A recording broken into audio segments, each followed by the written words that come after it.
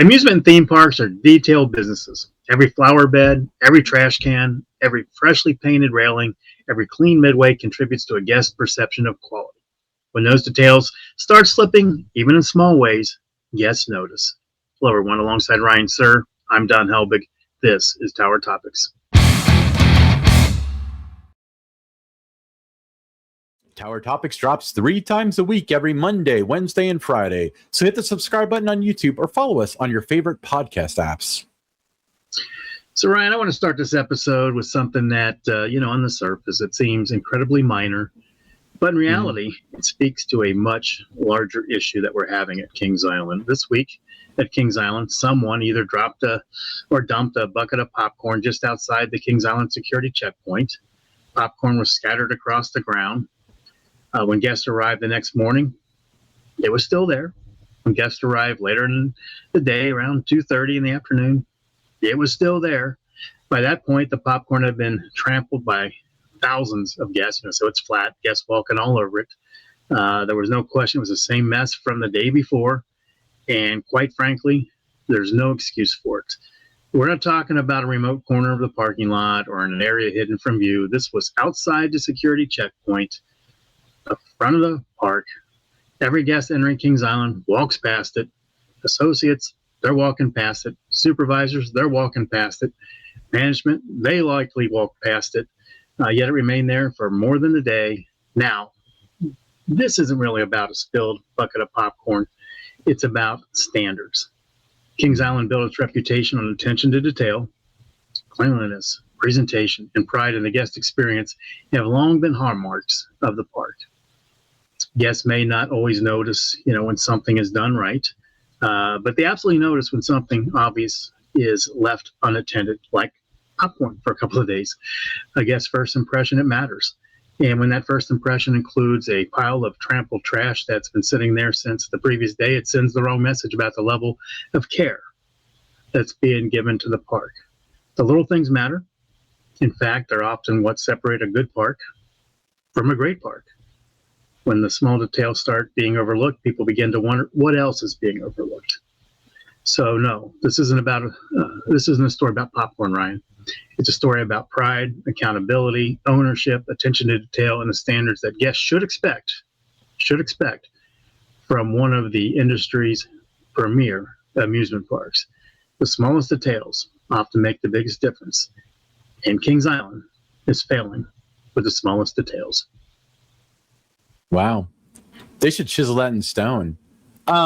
Yeah. So I had heard about the popcorn thing. I think it was you who told me about it, to be clear. So just to kind of retell this one more time, somebody spilled popcorn. Is outside of security. So was this past security or before security? It's when you're coming into the park. Okay. So it was an area that every single patron that came into the park that day saw. They're seeing it. They're stepping on it. Yeah. So I agree. I'm sure that you're going to get people, the park apologists and the do no wrongers that are going to say like it's just popcorn or whatever.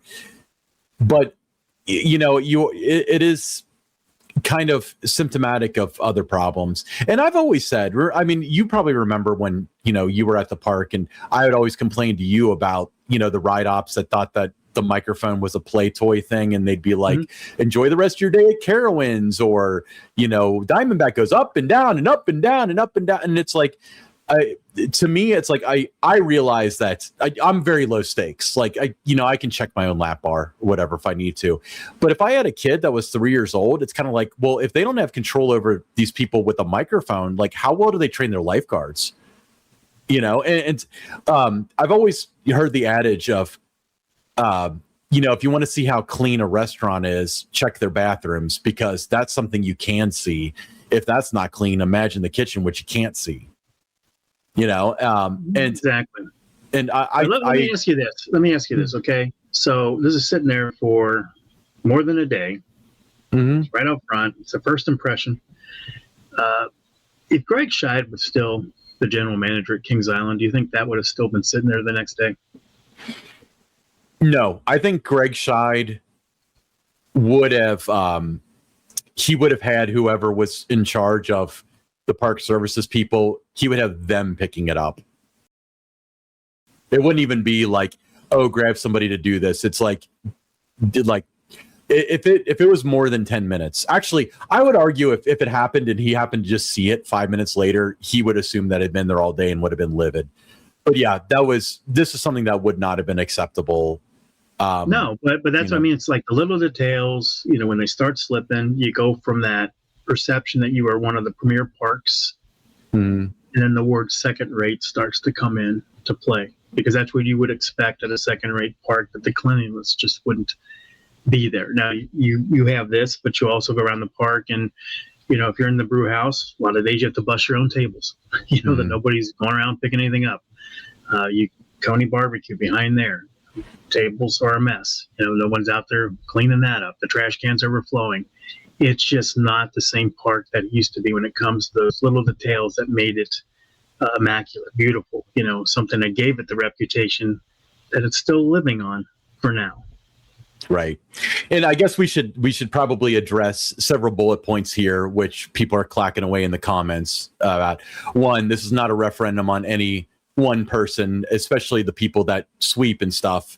They didn't have enough people doing it, and they were under poor instruction, and it should not have been allowed. So it's not that the person who was sweeping did not have the keen eye to see all the popcorn everywhere. It was that there was just nobody doing it. Secondly, we're going to get the apologists that are going to say, oh, it's a staffing thing. It's a staffing thing. We've said it many times. It's a self-imposed staffing thing. You don't have this problem at other parks. They have. Here's the other thing too. They have the staffing if they choose to staff it. Right. Every year, the last couple of years, we hear from the parents of kids who get a job at Kings Island. They're told they're going to get 30 to 40 hours. First couple of weeks, it's pretty good. They get around Memorial Day weekend. Now they're getting like 12. Hours. So they have the people. They're not being scheduled as often as they would like, and then they eventually lose those people. And then you do get to around the end of July, beginning of August, and it does become a little bit of a staffing issue because you've lost a lot of people because they didn't get the hours. And I can tell you, there's a number of parks out there where you would never see that. If something was spilled, it's going to be cleaned up quickly. You don't see the trash cans overflowing. You don't see, there was another situation last week. I stand in line, there's 30, 40 people trying to get a drink refill because there's only one person to register, only one person working. So I finally get up there, say I want an icy, gives me the cup, scans my pass. I go over, every single one of the options for icy is out. So I turn around, I said, they're all out. He goes, I know. And I said, well, you could have told me that before you scanned my pass. He goes, well, you can get a soft drink. Well, if I wanted a soft drink, I would have said soft drink when he scanned my pass, right? So I'm like, all right, I'll go get a soft drink. So I go over, no ice. In the first one, I go to the second little station, no ice. Go to the third one, no ice. I turn around and say, there's no ice. He goes, I know, you can still get a soft drink though. Okay. So I go to get Powerade, no Powerade. Okay, well, I'll try lemonade, no lemonade. Try to get Coke Zero, no Coke Zero. I turn around and say, hey, these things are out. He goes, you can get a Coke. I didn't want a Coke. One of the other things. But there's nothing like a warm Coke on a warm summer day. I'll tell you that right now. But it's just little things like that, and you get the apologists. They make excuses. Hard to keep up. It's staffing. It's summertime. It's tough to keep those things. They don't work well. There is no excuse for that. It's because they do not make it a priority to make sure that is stocked. They got your money. They got your money. They do not care. If all the pass holders didn't have a drink plan, that would not be a problem. They would make sure that was taken care of. Other parks, they make sure that that's somebody's role. You're assigned a certain area. And your job during the day is to make sure that there's ice, there's product. Not the case here. So if they run out of ice at 1 o'clock, 1:30, 3 o'clock in the afternoon, so be it. It's okay. And for a lot of the, like you say, the word apologists and stuff for Kings Island, as long as they can get their rides on Beast, Diamondback, Orion, they're happy, they're content. Great day at the park. But it's the little things. Some of us look for more. We look for the whole park experience. And when we see little things like come in and there's trash out front from the night before, trash cans are already overflowing from the night before. Look at the webcams. Check out how often in the early morning hours that they're power washing. They used to do that every day. Yeah, and then it went to every other day when they got to budget cuts. Who knows? It's probably once a week, maybe now. Yeah, but you look at the ground, you can tell that it's just not that attention to detail again. In a park, it becomes filthy, and it's hard to recover from that. Once you let that go for a period of time, the little things, it becomes a bigger problem, and then you become in that, like I said, that second-rate park territory. And I don't want to see Kings Island go there. I really wish they would make a commitment, to make sure that the little things are taken care of, because it's the little things. None of this stuff, like I said at the beginning when I was talking about, things go unnoticed when they're doing it right. And they did it right for so many years. The last couple of years, not so much. And now people are noticing, and people like us, we're calling it out, and then we're the bad guys because, we bring it up. But it is a problem. Not seeing it elsewhere. Been to several other parks this year, and I do not see that problem anywhere else. Yeah, I mean, it's funny you talk about the little things that make up a second tier versus a first tier park. I went to the Six Flags in Chicago, and their ride lineup is fantastic, but it's kind of like their operations are questionable. They're always out of ice. They're always out of drinks. Food was hit or miss if they got Cedar Fair-fied, if they were still Six Flags. I honestly am so worried that Enchanted Parks is going to take off, and Six Flags St. Louis and all those parks are going to be great. And then the other parks that didn't get park presidents, like I've got the theory that maybe they'll be sold to like maybe a Herschend or something, and then they'll be Herschenized, and then you'll have Kings Island stuck with Six Flags, and it'll look like the Six Flags of the 2000s. Like, that's my worst fear. Remember when the merger first happened, everybody's like, "Oh, we're not going to worry about that. All the Cedar Fair still running. They got 51%. Still Cedar Fair people running it." Now those same people are saying, "Oh, it's a Six Flags." Pick one side or the other. It's what's happening. But the other thing too, you talk about operations. Mm-hmm. Okay, I go to ride the flume, right? The log flume, Charlie Brown's Rushing River log ride. It's one row in the queue, and then you're going up the ramp. Normally, historically, that would have been like a 10-minute wait, 40-something minutes, because they had 4 boats. They only had one side running where it comes back in, when it comes back through. So they only had that, so they could go with a couple of less associates to save a few bucks. But now it's like 40-something minutes when the wait would have been like 10 minutes. They can point and say, "Oh, the ride's still, everything's still available for. We haven't, not running any of the ride." No, you're running it, but the way you're running it, it's just questionable. People notice. People notice. If you've been going to the park since day one, you notice little things like that. You notice it shouldn't take 40 minutes when there's one row of the queue before you go up the ramp to get on the flume. And then you see all the boats sitting off to the side. You see 4 running, and then you see the one employee at the top. You see the one when you get on the ride, and then there's one other when you get off the ride. But they don't have the other side open, so they're 2 people down right there. So they're, again, just trying to save a buck, but it's impacting the guest experience. They can say it doesn't, but it does. So you said like they notice. I actually think it would be a worse scenario if they didn't, because I think that if they were only running one train or whatever, and people saw that, they could mentally excuse that of like, oh, maybe something's wrong with the other one, or oh, it's hard to hire people. Like they can mentally make excuses. I think the worst case scenario is that they don't realize stuff like that, and people just go to the park and they have a rotten time because they waited 40 minutes for the log flume and 90 minutes for the beast, and there was no drinks and this and that. If you build in the excuses that you get for, like, often on the season pass group and stuff. And when you get people that are outside of that sphere, when they just go and they don't have fun, that's when they quit going back. Kings Island becomes not cool anymore, which is, anyone that thinks that they're not losing people who aren't going to renew their pass, they're kidding themselves. Now you might, because like I said, you love Diamondback and the Beast, and that is the reason you go, and that's all you care about.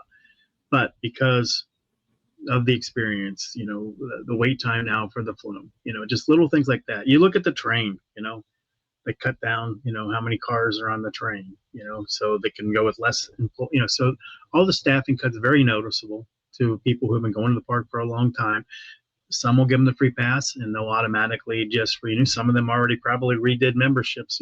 Got the membership as soon as they went on sale when they didn't need to until December 31st. Already went ahead and just handed over their money, without even thinking about it. But for my money, I'm looking for the best possible experiences, and if it's not there, my time, my money, it's valuable, and it'll get spent elsewhere. Yeah, and I think that a lot of this is hand in hand with membership, because when they have to renew every year, Kings Island probably rightly always assumed, oh, they'll renew, who cares, they'll come back. Well, with the memberships, I mean, it's like Netflix. It's almost a scam. Like, let's just hope they don't remember, like, oh, that $8 charge for the gold pass again. Man, I got to remember to cancel that. And they'll probably make it difficult to cancel after the first year. Yeah, there'll be like a penalty or something to cancel. And then the other thing is, it looks good on paper. That's only going to be whatever, $10 a month. But month 13, it's not going to be $10. You're going to all of a sudden get billed because you didn't cancel. And now all of a sudden it's 15 or $20. And now you're like, oh, well, I guess it's renewed. And then they got you again. So yeah. I don't know. There's a lot to unpack there. And we'll unpack more of that as we get later. But I will say this, though, with the memberships. Mm-hmm. No reason whatsoever right now, if you have a Kings Island or Six Flags pass, whatever it might be, prestige, gold, whatever, no reason whatsoever right now to do the membership until the end of the year once you get into January. No reason at all, because you don't need 2 passes. Yeah. Well, okay. Well, let me I'm going to play conspiracy theory. So I want everybody to put on their tinfoil hat with me. But I don't know if this is still true, to be fair, but my brother quit Planet Fitness a couple years ago. And he, when he quit, he just went in there and said, like, hey, I want to cancel my pass. And they basically told him, you have to send a letter to this address to the corporate office, and it has to be physically signed. And so basically, like, they know that nobody has a printer. They're going to be like, well, to hell with that. I'm not going to Kinko's, I've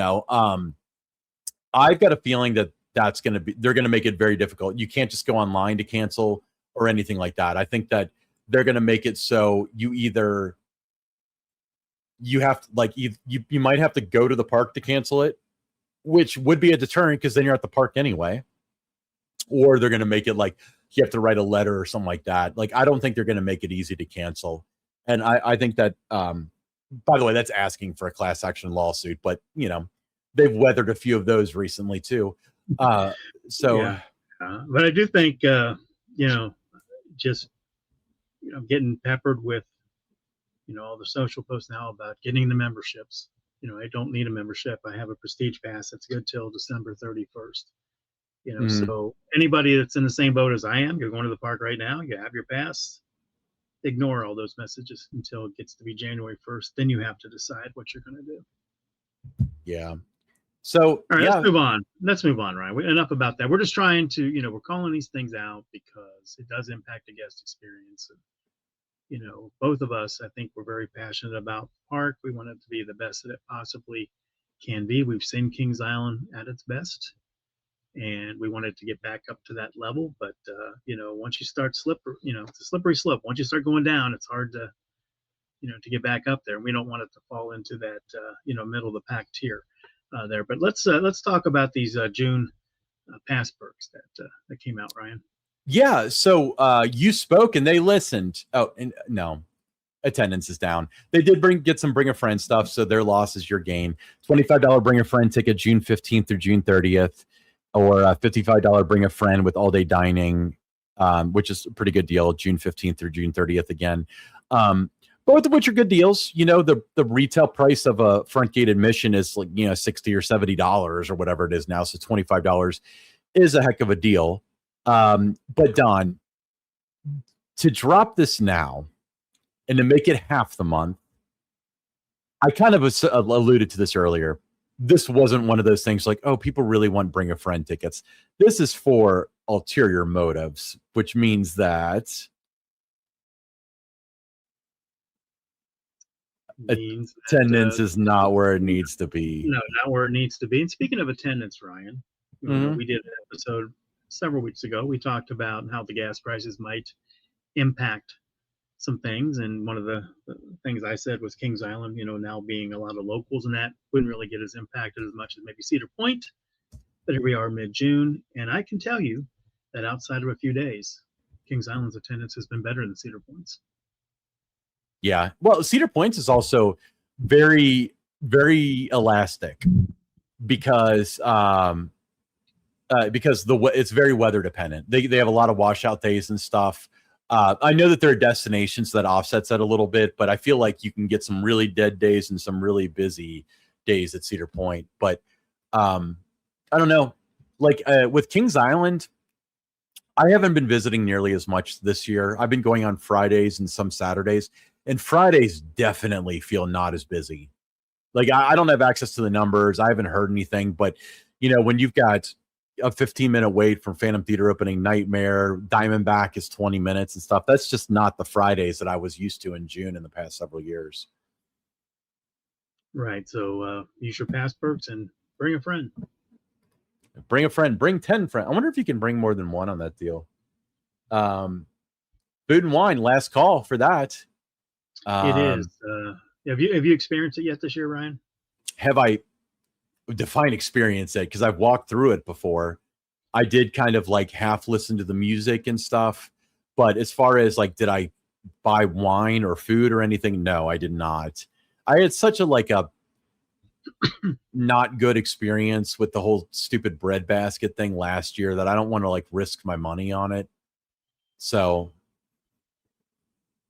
yeah. Yeah, I've not experienced it this year, but what I've heard is that it is better than it was last year. And last year was better than the year before. Now this first year, that's not saying a lot because it wasn't, off the charts good or anything like that going into it. But the fact that each year it's making a little bit of progress, that's a good thing to see. Yeah, it's definitely good. I mean, I'm glad they're doing it. By better, I'm assuming that you mean like better food items and better wine selection or whatever, because the event, that, and also just more people taking part in it. I mean, that's another piece of it. It's one thing to have it, but it's another thing if it's just Tower Gardens is empty. Why this is going on.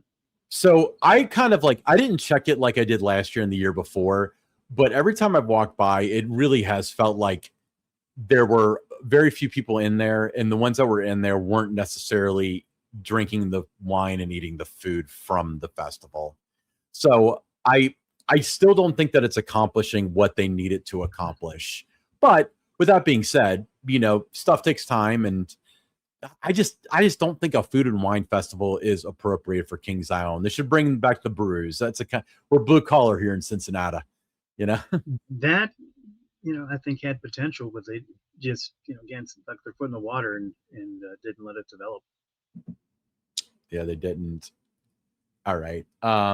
So Don, it's funny because you and I, we hadn't received a newsletter from Kings Island in years, and we both assumed that like when the clown show was in there that they just deleted our email addresses or whatever. But I got an email today, and I'm glad they're doing it, but it's a whole Midwest region thing.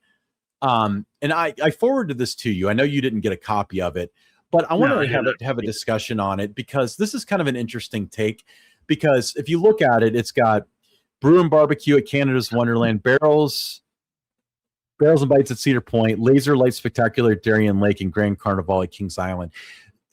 So to me, I feel like something like this would have very little interest to the vast, vast, vast majority of people that visit Kings Island regularly, and they're just asking them to unsubscribe to this newsletter. Like, I understand Cedar Point. Nobody's going to go to Canada's Wonderland. Nobody's going to go to Darien Lake. I mean, very few. So, if you're doing a newsletter just for the sake of saying that you have a newsletter at this point, aren't you? Yeah, let me check my email and see if I got one yet. Well, you might have the one I sent you. Well, you said it went out today, right? Yeah. I texted you 4 or 5 o'clock, and it was around then that I got it. No. Nope, do not have one. Hey, that means you're probably not signed up properly. But anyway, yeah. So they want me to buy a silver pass. Well, yeah, the That absolute prestige. or silver Yeah. membership.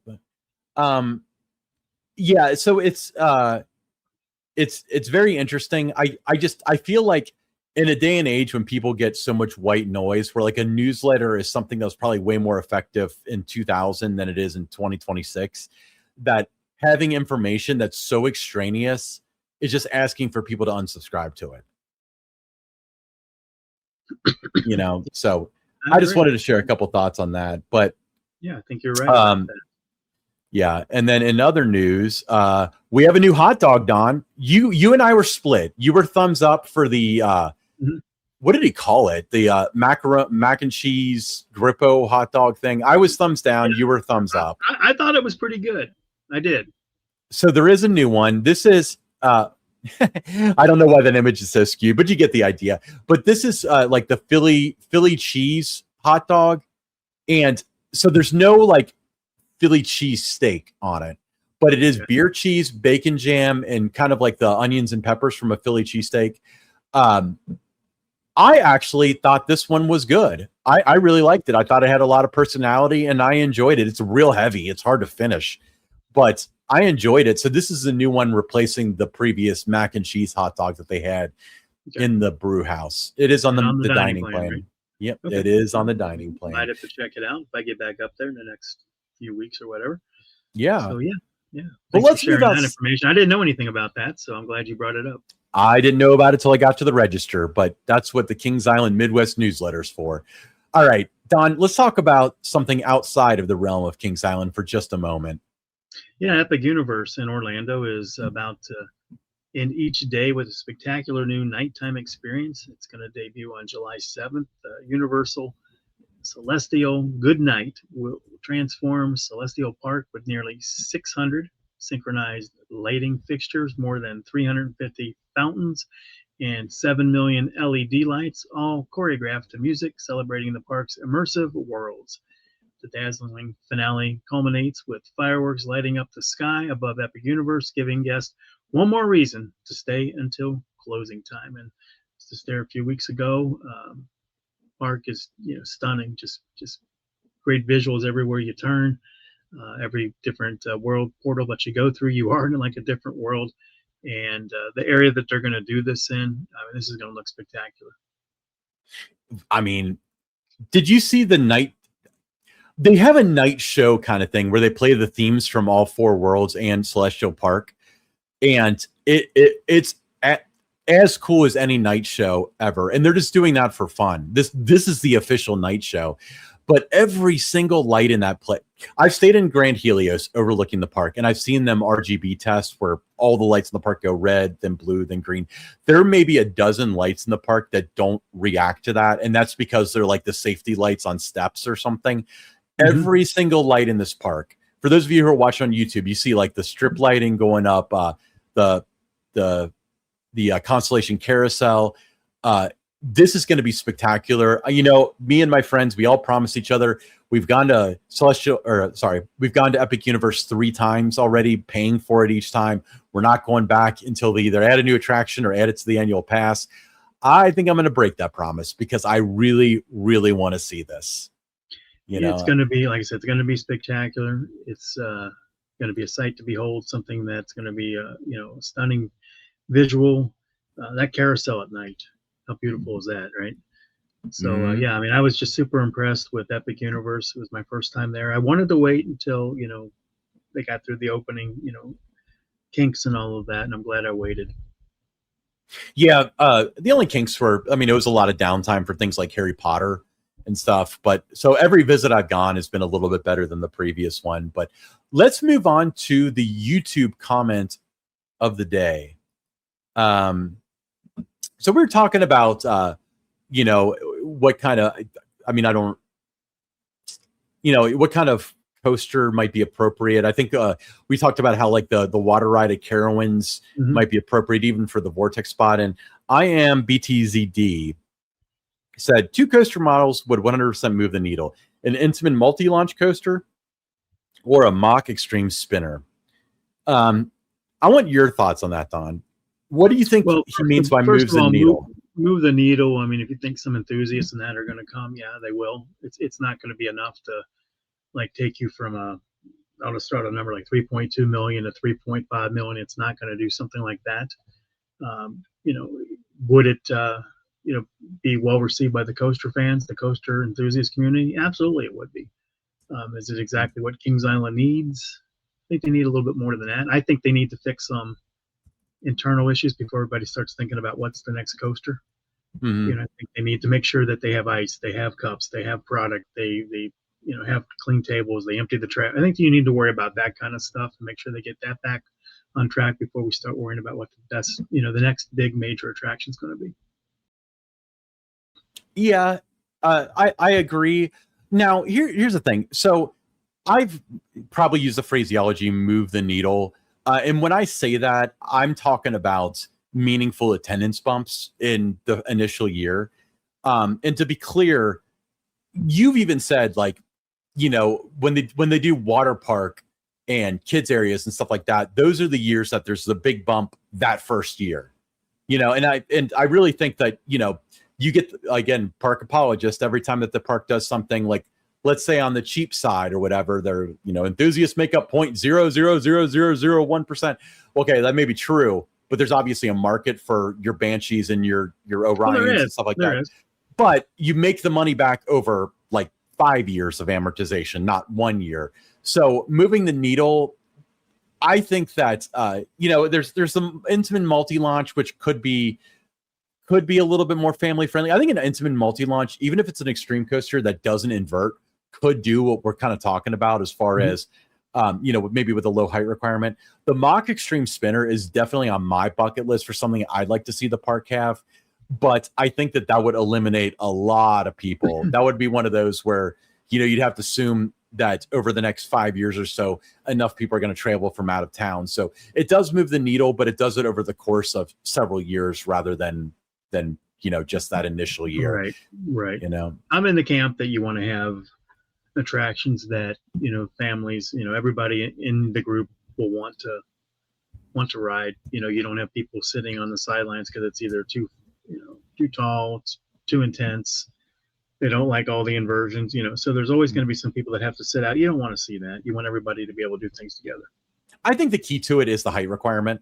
I think that we talked about how if it has an inversion, that eliminates some people. If it's a certain height, that eliminates some people. It's a certain speed, eliminates some people. All that stuff. I think it's absolutely true. But I think that like if you have a super extreme coaster that it inverts and it's 200 feet tall and it has all these sins that we kind of mentioned, but has like a 39-inch height requirement, I still think that that's going to encompass like so many people, because for a lot of people, especially now, and especially at Kings Island where kids are exposed to this so much, the height requirement is the gatekeeper, no pun intended, as to getting on certain rides. Right. Exactly. Yeah. All right. Stick around, folks. We got the listener questions coming up next. All right. The first question comes from Jeremy from Loveland, Ohio. He says, one of the workers at Kings Island says Tower Topics is ending. Is this true? If so, why? Okay. The answer is yes, because one day Don and I will be dead. So definite. Well, I don't know. I guess we can hand it off onto other people at some point. Honestly, Jeremy, Don and I have no plans to end Tower Topics. I don't think that some random employee would know. I think that like if we had a sunset plan, we'd probably share it with everybody. I don't know. Weren't you the same guy that the Diamondback person said that your shirt sucks or something because you're wearing a Tower Topics shirt? I think it might be the same. I think it might be. Yeah. So first of all, nobody from the park would know, number one, because it would come from me and Ryan. We would probably share that together in an episode, or we would put it in the Facebook group, but nobody from the park would have any insight as to that, and nobody from the park would have any control over the future of Tower Topics in terms of how long it can go. So anytime that anybody hears any rumors about that, don't even bother sending us questions about it, because it's not happening. Yeah. I mean, and if it was ending, do you think you'd find out this way? Like, oh yeah, by the way, this is our last episode. Like, we're not going to do that. No, I to mean, I you. appreciate that he's reaching out to ask. I mean, obviously, Yeah. a fan of the show to worry about. But I don't know why people at the park feel like they've got to, but we had that issue last year where there was some. We did. Somebody was telling people that you and I don't get along, so it's ending soon. But I would count. First of all, we should have just let the rumor spread, and then they have to be mad every Monday, Wednesday, and Friday when the episodes keep dropping. But you and I have always had friction because we've always been on the opposite side of stuff. Whether it was when you were at the park and I was running the fan site, or when we're two different creative opinions on the show. It's just, that's why it's a good show, is because we're not the same person. That's why it works, and it's I look at it this way, if you were, in sports, you're putting together a coaching staff, you want somebody else on your staff to have totally different ideas than you have. That's why it becomes good, it becomes a collaborative, and then, it becomes a better show that way. If you both are on the same page, you're going to miss a lot of things. Yeah. So I think that's why it's worked so far, is because we both do have totally different viewpoints on things we should talk about, or how we should say it, or what we should do, or what we like at the park, what we don't like at the park. I mean, Ryan and I both experienced the park in two different ways, two totally different ways, and it's been that way, from the time I started going there to now, and from the time Ryan started going there until now. I mean, even though we've evolved in how we experience it, it's still two totally different ways in how we go about it. Next question comes from Jason from Kenwood. He says, guys, the new Six Flags membership program is throwing up about 6 red flags to me from the company. These are the benefits. He said, low monthly payments, continuous access with no need for annual renewals, regional park access at the gold level, all park access at the prestige level, free general parking at select parks, discount on food, beverages, and merchandise, bring a friend offers, and seasonal promotions. Memberships also provide a full 12 months of access, unlike traditional season passes. Low monthly payments with no need to renew annually sounds like the Netflix model, where they hope you forget you have the membership and they can get monthly income until the credit card expires. The biggest one that gets me is the full 12 months of access, unlike traditional season passes. How would that benefit a Kings Island Gold member? None of the parks in the region are open year-round, and I believe only 2 have a Christmas event. What access are the prospective members gaining? I wish, so there's this old trope on Family Guy when Peter Griffin pulls down a lever and it drops balloons, and it's like something he's had planned for like 5 years, and it finally, like, that moment happened, and it drops balloons and it has a banner or whatever. And I feel like I could pull one now and be like, yeah, you're right 110%. They're hoping you don't cancel. I mentioned earlier, they're probably going to make it difficult to cancel until they get sued for it. And yeah, a 12-month experience is what the press release said. The 12-month experience is you paying them. It's not you visiting the parks. It's you paying them. Now, if they were going to make it a membership, if they were year round, like, okay, that's a pill I can swallow. But it is like a little ridiculous to act like, oh, my experience with Kings Island in January, February, March, and half of April is giving them money. Nothing beyond that. So yeah, it's comical. Yeah. All right. Don, let's give a moment. Let's take a moment to give a shout out to our members. I want to give a big shout out to Miss Mandy, 1983, Lil Mac, 21, Brian Hauser, 330T, Aaron Bort, Jacob Fix, Damon Barnes, Dakota Cole, Eric Grau, Gibson Hills, Dustin Jackson, Songstress Miku, Medic 302, Eastern Coaster, Guys and Girls, Justin Y, Mike Garrett, Galaxy B-Boy, Greggy Rocks, Kayla La, T. Cleveland, Tim Dwelly, Sun Fun Sarah, Ian Ross, and Connors Lionel Trains. Thank you guys so much for supporting Tower Topics at the highest level. That's the prestige level. If you want to be involved in Tower Topics, there's a link in the description. Members get early access to the videos, exclusive content, exclusive live streams, and some tiers even get a free t-shirt. Most of you have gotten your free t-shirt, by the way, and I've heard people say, I'm gonna wear it to the park this weekend. Well, I want to hear from you when the Ride Ops and Diamondback tell you that Tower Topics sucks because you're wearing the Tower Topics t-shirt, because that'll be the biggest crowning jewel for you and me. Or that it's ending. Or that it's ending. Or that Don and I are fighting, which is true every day. All right. But thank you guys so much for supporting Tower Topics. If you want to be involved, there's a link in the description. Starts at just $2.99 per month, and it's the best way to support your friends here at the soon ending Tower Topics. All right, he's Ryan. I'm Don, and this is Tower Topics. I did it backward because I pointed to you. Anyway, Tower Topics.